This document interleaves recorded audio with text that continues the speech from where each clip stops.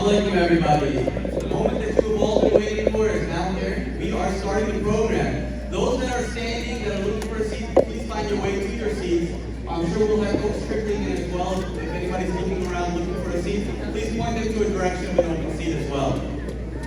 So, as we're here and coming together, I want to welcome everybody and thank everybody for taking the time out of their busy schedules to be here tonight.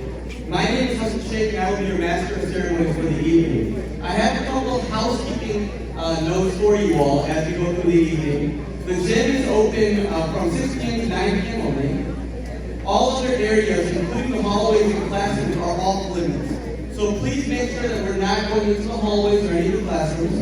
I know everybody here loves school, but now is not the time to go into the classroom. The musalla and the bathrooms are in the back, right-hand corner, so if anybody's looking for a bathroom or the musalla to go pray, the right back-hand corner will take you there. And then also for the emergency exits for today, we have one to my left, and then back to the right exits in case, God forbid, we need it, we know where they are. With that being stated, I'm going to ask Brother Hassan Sheikh to come on stage and for Quran recitation.